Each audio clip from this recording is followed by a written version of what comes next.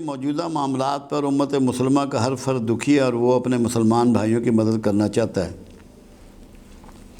ہم انفرادی طور پر بحیثیت امت مسلمہ فلسطین کے مسلمانوں کے لیے کیا کر سکتے ہیں؟ ایک بات آپ یاد رکھیے، جو آپ کے کرنے کا کام ہے جو نہیں کر رہے، اور وہ یہ ہے کہ آپ اپنے آپ کو مسلمان سے مومن میں کنورٹ کریں۔ آپ مومن بننے کی صحیح شروع کر دیں، پروگرام شروع کر دیں، کیونکہ اللہ یہ کہتا ہے سورہ آل عمران میں، تم ہی غالب ہوگے اگرچہ کہ مومن ہوگے۔ فلسطین والے بھی یہی کام شروع کر دیں کہ مومن بن جائیں، اور تم لوگ بھی یہ کام شروع کر دو کہ مومن بن جاؤ۔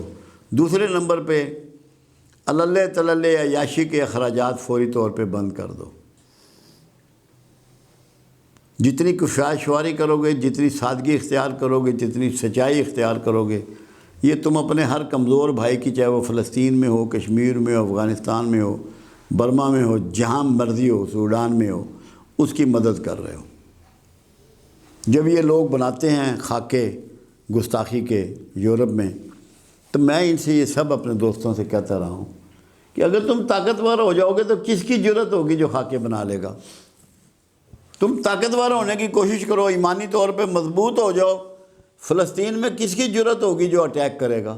تم مضبوط تو ہونے کی کوشش کرو، اور مضبوط تم تب ہوگے جب تم اپنے اخلاق کو بہتر کرو گے، اپنے دین کی رسوخ حاصل کرو گے، دین میں داخل ہو جاؤ گے۔ ورنہ نعرے مارتے رہو، بائیکاٹ کرتے رہو، جو مرضی کرتے رہو، کوئی فرق نہیں پڑنا، کیونکہ کس چیز کا بائیکاٹ کرو گے؟ تم اتنے مجبور ہو، اتنے کمزور ہو کہ تم بائیکاٹ کر ہی نہیں سکتے۔ تمہاری تو زندگی ساری امپورٹنٹ چیزوں پر ہے، تم نے کیا بائیکاٹ کرنا ہے؟ تم صرف اپنے آپ کو بحیثیت مومن تگڑا کرو، مضبوط کرو۔ قرآن بھی یہی کہتا ہے کہ اپنے گھوڑوں کو تیار رکھو۔ تو گھوڑے ہم ہیں، ہمیں اپنے آپ کو تیار کرنا ہے، ایمانی طور پر، اخلاقی طور پر، معاملات میں۔ اگر ہم یہ نہیں کر رہے، آپ فلسطینیوں کی کوئی مدد نہیں کر سکتے۔ ان کی سب سے بڑی مدد یہ ہے کہ اپنے آپ کو بدلو، صاحب ایمان ہو جاؤ، تاکہ تمہاری غیرت حمیت، وہ دینی، وہ امت کی محبت جاگ جائے۔ یہ صرف ابھی آپ لوگ چسکا پروگرام میں لگے ہوئے ہیں، نعرے مارنے سے کچھ نہیں ہوتا۔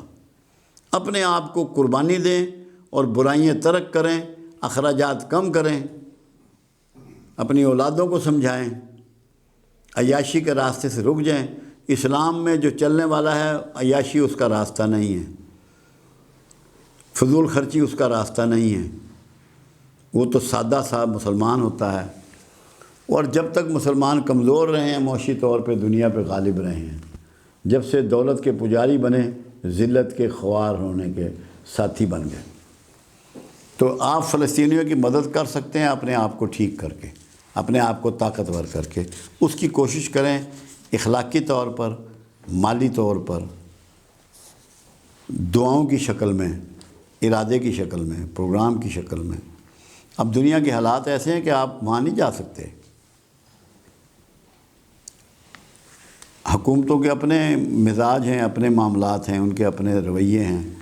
آپ اپنے رویے میں چینج لائیں اور طاقتور بننے کی کوشش کریں۔ یہ سب سے بڑی، اپنے تمام کمزور بھائیوں کی مدد یہی ہوگی۔